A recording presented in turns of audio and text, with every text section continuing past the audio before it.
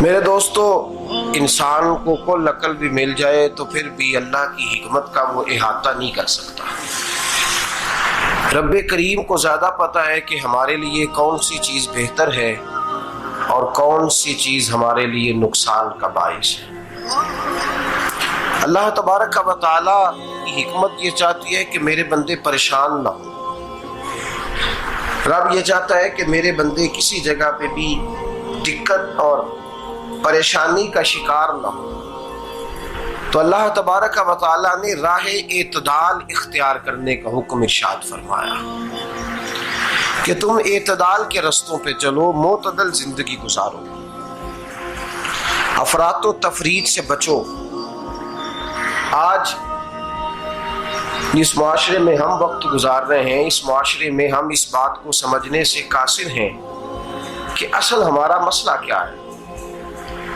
ہمارا اصل جو مسئلہ ہے اس کی شناخت ہمیں کیسے ہوگی اور ہم پھر اس تک رسائی کس انداز میں حاصل کر پائیں۔ ہم ہمیشہ اپنی آمدن بڑھانے کے چکر میں رہتے ہیں، ایک کام اور شروع کر لیں، پارٹ ٹائم جاب شروع کر لیں، کوئی سائیڈ بزنس اس کا آغاز کر لیں۔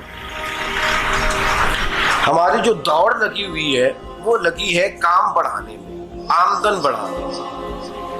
حالانکہ اسلام ہمیں یہ کہتا ہے کہ تو آمدن بڑھانے کے چکر میں نہ پڑ، اصل بات یہ ہے کہ تو اپنے خرچے کنٹرول کر۔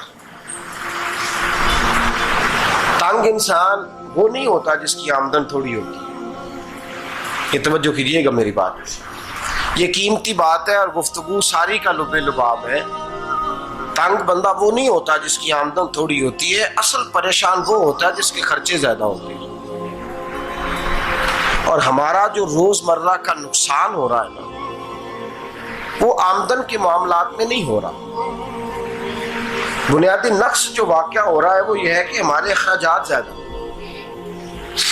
اور وہ اخراجات کسی اور نے نہیں بڑھائے، وہ خرچے ہم نے خود بڑھا لیے ہیں اور اب ہمیں اس کا نقصان بھگتنا پڑ رہا ہے۔ اور اگر آپ صحیح معنوں میں ٹٹولیں تو جو بہت امیر لوگ ہیں وہ تو ان خرچوں سے بچ گئے۔ میں نے بہت سارے ایسے ختمات میں شرکت کی ہے، میں بہت ساری ایسی جگہوں پہ گیا ہوں کہ جہاں لوگوں نے بڑا مختصر سا ختم دلایا ہے تو ہو گیا ہے ختم۔ ختم کے معاملے میں کب کسی نے پابندی لگائی ہے کہ اس میں 200 آدمی شریک ہوگا تو تب یہ سال ثواب صحیح ہو سکے گا؟ کون کہتا ہے؟ یا شادی کے موقع پر اگر سارے بہن بھائیوں کو نہ بلایا گیا تو میری شادی پایہ تکمیل تک نہیں پہنچے گی، اس میں برکت نہیں ہوگی، یہ کس نے فتویٰ دیا ہے؟ معتدل زندگی کا اسلام حکم دیتا ہے۔ میں پڑھ رہا تھا کہ ایک بہت بڑا صدر ہے، غالباً سوڈان کے صدر کی بات ہو رہی تھی، تو اپنے بیٹے کی بارات لے کے گیا تو 4 لوگ گئے ہیں بارات اور 15 لوگوں کا اس نے اہتمام کیا اپنے گھر میں کھانا کھانے کا۔ تو کیا شادی ہو گئی کہ رک گئی؟ تو بھائی راگ الاپنا اس بات کا کہ بڑی پریشانی ہے، کوئی سائیڈ بزنس شروع کیا جائے فلان جگہ فلان جگہ فلان جگہ، تو اصل معاملہ یہ ہے کہ پہلے ایک بندہ کماتا ہے تو پھر بھی گھر ہی چلتا ہے، پھر بڑا بیٹا ساتھ شامل ہوتا ہے تو پھر بھی گھر ہی چلتا ہے، پھر منجلا بیٹا شامل ہوتا ہے تو پھر بھی گھر ہی چلتا ہے۔ جو رونا دادا جی رویا کرتے تھے کہ بڑی مصیبت ہے، بڑی مشکل ہے، گاؤں میں رہ اکیلے ہوتے تھے اور وہ 5 بچوں کو اور 4 بچیوں کو وہ پالتے تھے، تو جو وہاں پریشانی تھی وہی آج پریشانی شہر میں آ کر پڑھ لکھ کر موٹی تنخواہ لے کر وہی پریشانی ہمیں ہے۔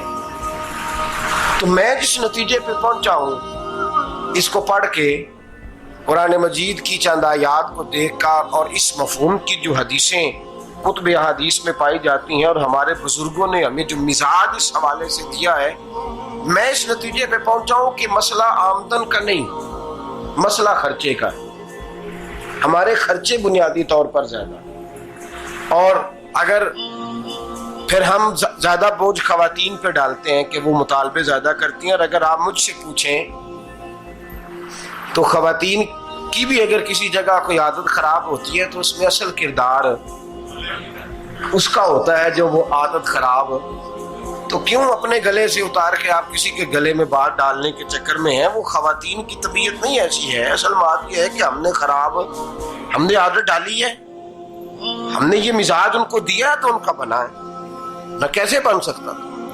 تو اعتدال جب تک زندگی میں نہیں ہوتا, پانی پیاس بجھاتا ہے لیکن ایک گلاس ہی ہو تو پیاس بجھاتا ہے, بالٹی کو منہ کو لگائے گا تو کپڑے بھگو دے گا اس کے. حالانکہ پانی بری چیز کا نام نعمت ہے نا بہت بڑی اللہ کی, لیکن پیالے میں ہی اچھا لگتا ہے. کوئی مٹکا منہ کو لگائے گا تو تانگ ہوگا, پیالہ ہی بہتر ہے اس کے لیے. تو میرے دوست, مٹکے سے بھی بعض اوقات کام چل جاتا ہے, لیکن اگر کوئی کہے نہیں مجھے دریا ہی چاہیے تو اس کا تو گھر بہ جائے گا, سارا گھر بہ جائے گا اس کا. ہمیں دریا قابو کرنے کا موڈ بنایا ہوا ہے تو اس سے گھر بہا کرتے ہیں, اس سے گھر بنا نہیں کرتے. گھر پیالے سے پانی پینے سے بنتا ہے. اگر تو دریا پہ قبضہ کرنے کا موڈ بنائے گا تو گھر بنے گا نہیں, گھر بہ جائے گا. آگ نہ ہو تو کھانا پک نہیں سکتا, لیکن ہلکی آنچ سے کھانا پکتا ہے. اور اگر آنچ تیز کر دی جائے تو جی قرینے قیاس بات کر رہا ہوں, میں عقل سے ماورا نہیں کر رہا. قرینے قیاس سمجھانے کے لیے مثالیں دے رہا ہوں. ہلکی آنچ پہ کھانا پک جاتا ہے اور آگ تیز ہو تو کھانا جل جاتا ہے. تو کھانا اتنی دیر کھانے کے قابل رہتا ہے جب تک وہ ہلکی آنچ پہ پکتا ہے. تو جتنی مرضی تو کہتا ہے نہیں میرا گزارے نہیں, آگ تیز ہونی چاہیے, تو میاں جل جائے گا, جل جائے گا. ہوا نہ ملے تو سانس نہیں آتی, ٹھیک ہے, آکسیجن نہ ہو تو سانس, ہوا نہ چلے تو گزارا نہیں ہوتا. لیکن اگر تیز چلے نا, اگر تیز چلے تو آندھی اور طوفان بن جائے تو چھتیں گرا دیتی ہے, جانیں لے لیتی ہے.